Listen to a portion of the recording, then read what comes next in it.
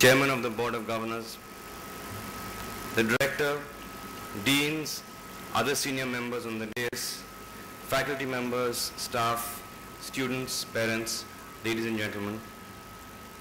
It's wonderful to be here with all of you this evening. I'd like to thank you, sir, Mr. Damodaran, for the wonderful words you had to say about me. It's the kind of things that my mother would actually believe and maybe even get emotional about. For all of those students who are graduating today, congratulations. You have completed the first important leg of your journey of life, and you're now at the cusp of a brand new chapter of your life. A chapter that will be full of challenges, of hope, of disappointments, opportunities, responsibilities, adventures, setbacks, and triumphs. And from here, if I can say so, your learning curve begins all again, because you take what you've learned here at B School and step out with that knowledge into the real world. I thought I'd share with you today some of my personal learnings of the last 17 years of my working life. These are not advice, but more by way of a shared experience, and I hope that maybe some of these might be of use to you in the course of your careers. The first thing I'd like to talk about to you is about knowledge, and knowledge as a never-ending continuum. That's what all of you came to this school to gain, knowledge. But what we need to be acutely aware of is the fact that the half-life of knowledge is shrinking faster and faster today, thanks to technology. As you all know better than we do, information today on anything and everything is available at your fingertips. And in the world of ferocious change, what is relevant today will be obsolete tomorrow and maybe even antiquated the day after. So knowledge that had a shelf life of 10 years ago, if you learned something 10 years ago, it was relevant for maybe the next 10 years. If you learn something today, it perhaps will have relevance only for the next 5 years. And therefore, the important thing is that we need to be constantly in a learning mode. We need to be constantly learning to stay contemporary and to keep up with the world. Again, as you would know better than I do, there are many ways to stay contemporary and keep learning. The internet, classroom training, reading are some of the more obvious ones. But a very rich source of learning, something that often goes untapped, is learning from mentors at your workplace. These are people that inspire you. These are people who have rich experience, people you can go to for advice at the workplace to deepen and broaden your knowledge of a particular issue or topic. Trust me, there will always be people at the workplace who will be more than willing to coach and mentor bright young students like you. And my advice to you would be, take the initiative to find these people, connect with them. They can contribute very largely to your success. Make sure also in the context of knowledge that you are working in an organization that is investing continuously in your learning process as professionals. In terms of the quality of work that they give you, in terms of the kind of assignments that are given to you, formal training through programs initiated by the organization, so on and so forth. So the first point is that learning is a lifelong process. Always be in a learning mode in order to stay relevant and to stay contemporary. The second point I wanted to share with you are some thoughts about career paths and what you can expect about yours.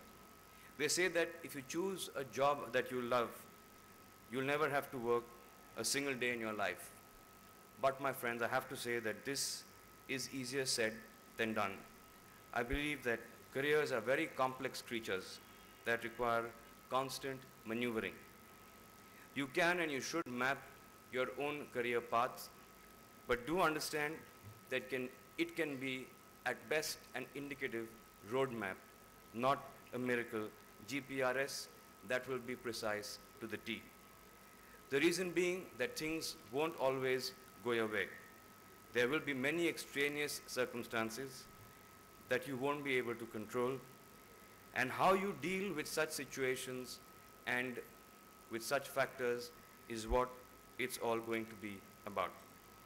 Because as they say, it's not what you'd achieve, but what you will overcome that will define your careers.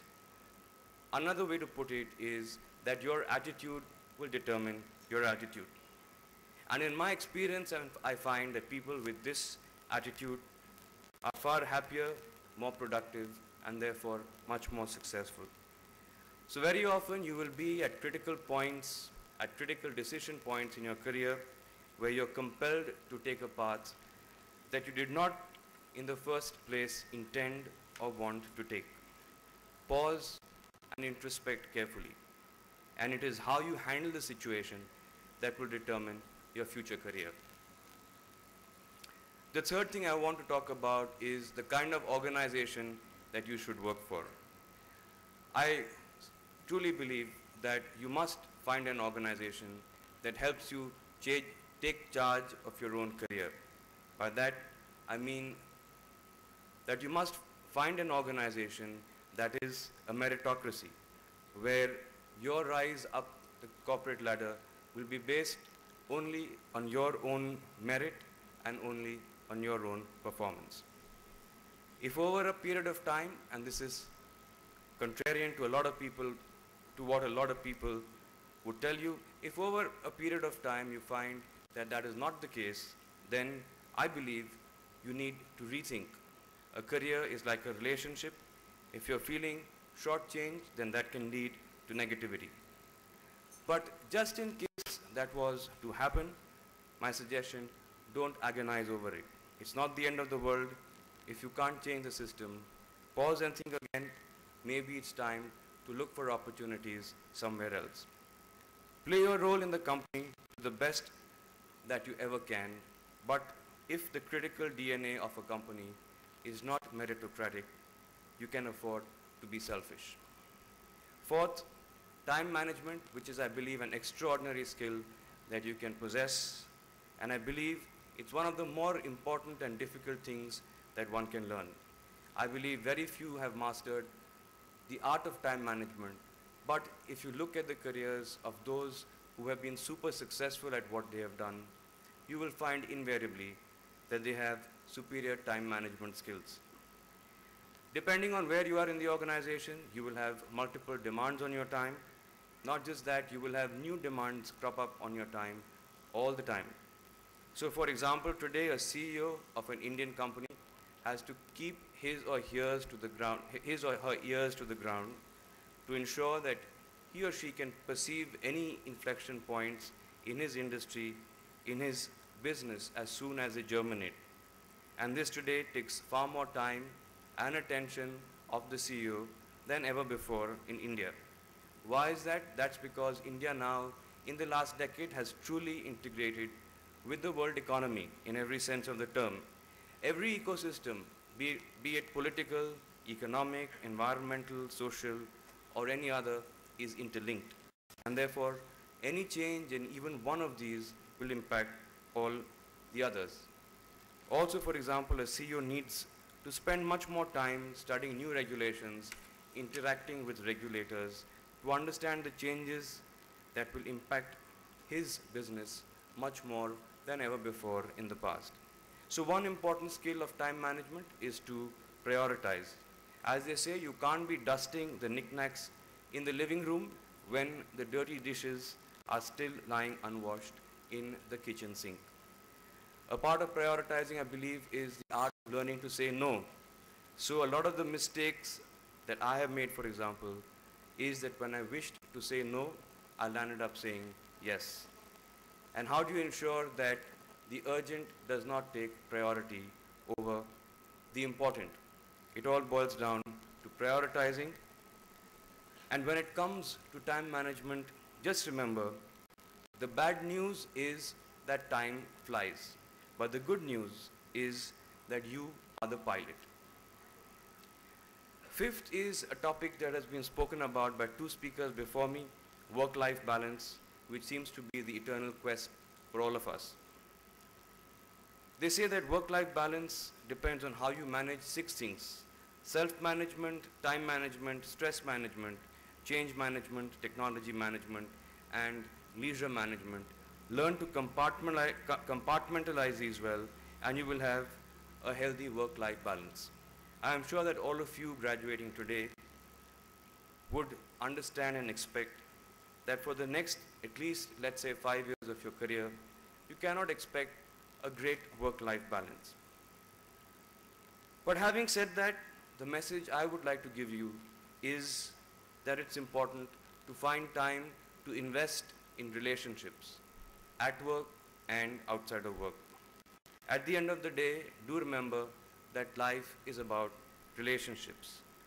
Relationships make life much more meaningful, keep one happier, and make one a much, much more productive person. Nurture relationships, whether they are 2 relationships, 5 or 10. It will make life much more wholesome, and it will seem much more worthwhile to do the work that you're doing. So invest in relationships. Don't seek a great work-life balance at the start of your career. 6th, I want to talk about what in India we've heard about since the time we are growing up, which is being the very best. So we come from a culture where everything, I believe, is a race. I'm sure a lot of you would agree. Everyone wants to be only at the very top. And we are taught very early in our lives that we need to be number 1 and number 1 only. Being number 2, for many, is just not good enough. However, a simple fact of life, if you really think about it, is that there can only be one person at the very top. So for example, I have not heard of any organization which has 2 CEOs. My advice would be, do what you can do. Strive the best that you can to be the very best that you can ever be. How? By constantly stepping out of your comfort zone to enhance your competence, by having a good understanding of your strengths and your weaknesses, by doing what it takes to strengthen your strengths and to weaken your weaknesses. From very early days in school, we are used to being graded on the basis of our performance, and accept the fact that that is how it will be in your career as well. But the important thing is not to let that deter you. If you do fall prey to the trap of wanting to be only at the very top, which I find to be the case with several graduates who join us from campus, it will most joy out of working. All that really matters is that you put 100% effort into what you're doing, constantly enhance your skill set, be the very best that you can possibly be, and make a substantial impact. It is important, therefore, to run your own race. What exactly do I mean by run your own race? I believe that every person, all of us, our circumstances are different, special, unique. All of us in our growing up years have had different experiences that shape us as people, and therefore, how can all of us be part of the same race? What is good for the goose may not necessarily be good for the gander. So let your circumstances, your skill sets, and your expectations from life decide what your personal race is going to be. Don't fall into the trap of constantly comparing yourself with others. So remember to work hard and to play hard. One without the other is, I believe, truly meaningless. 7 is an interesting issue that I would like to share with you, which is the art of managing your boss. And managing your boss, in my experience, is an art in itself. In my experience, very often people leave an organization because they have a bad boss, or stay on in an organization because they have a boss that they enjoy working with. But what I'd like to say to you is that there will be bosses and that there will be bosses. All kinds of them. And a bad boss can teach you how you can be a good boss going out into the future, or the things that you should not be, the things that you should not be doing in order to be a good boss going out into the future. Don't let one bad boss disillusion you. Hang in there, seek help as may be appropriate in your company organization. Don't let him or her come in the way of your career. Do remember that all of us need to look good, and more often than not, we look to our subordinates to help us look good. So be savvy and do that. It's not about being reverential, it's not about being smooth, it's about being savvy.